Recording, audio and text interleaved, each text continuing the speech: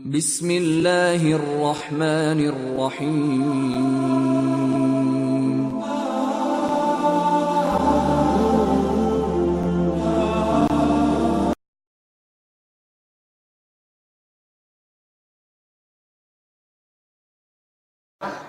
আপনি আমি চেষ্টা করব রাষ্ট্রীয় পর্যন্ত কোরআন এবং সুন্নাহ পৌঁছে দেওয়া।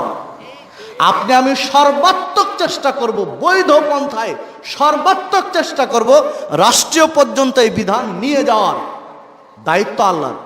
আপনাকে আমাকে আল্লাহ এবং রাসূল কন্ট্রাক্ট দেয়নি যে কোনো মূল্যে অবৈধ পন্থায় মারপিট করে, বোমা বাস্টিং করে, গুলি করে, জেএমবিদের মতো রাতারাতি দিন কায়েম করে দিতে হবে বাংলাদেশে কন্ট্রাক্ট দিয়েছেন না।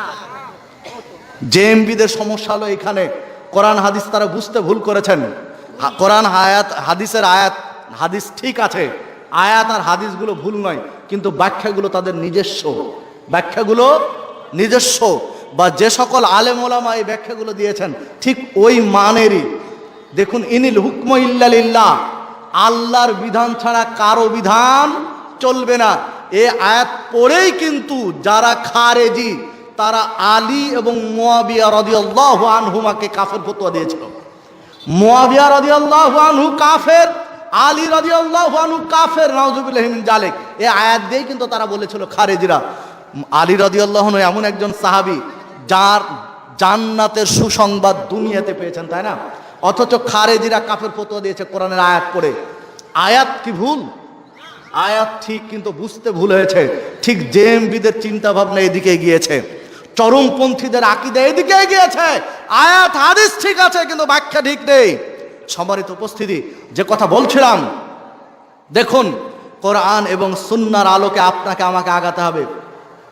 সাধ্য অনুযায়ী চেষ্টা করব রাষ্ট্রীয় পর্যন্ত পৌঁছে দিতে, বৈধ হয়েছে, অবৈধ পন্থায় নয়, বৈধ পন্থায় রাষ্ট্রীয় পর্যন্ত ইসলাম পৌঁছে দেওয়ার চেষ্টা করব। আল্লাহ যদি চান তাহলে রাষ্ট্রীয়ভাবে ইসলাম কায়েম হবে। আপনি আমি চেষ্টা করব একদম পরিবার থেকে। আল্লাহ রাসূল সাল্লাল্লাহু আলাইহি ওয়াসাল্লাম যখন সুদ হারাম বললেন, তখন কি বললেন যে তোমাদের সুদ আজ থেকে ছেড়ে দিলাম? না আগে পরিবারের করলেন? আগে কার করলেন? হাদিস তো বললাম সহিহ মুসলিমে। আগে কারটা মাফ করলেন? পরিবার, চাচার সুদ মাফ করে দিলেন। আল্লাহ রাসূল সাল্লাল্লাহু আলাইহি ওয়াসাল্লাম তো সুদ খেতেন না, রাসূলুল্লাহ সাল্লাল্লাহু আলাইহি ওয়াসাল্লাম তো সুদ খেতেন না। পরিবার থেকে শুরু করেছেন, আপনি পরিবার থেকে শুরু করেন, পর্যায়ক্রমে রাষ্ট্রীয় পর্যন্ত চলে যান। ফাত্তাকুল্লাহ মাস্তাতাতুম, যথাসাধ্য আল্লাহকে ভয় করো, সাধ্যের বাইরে যেই জিনিস আল্লাহ চাপিয়ে দিবেন না।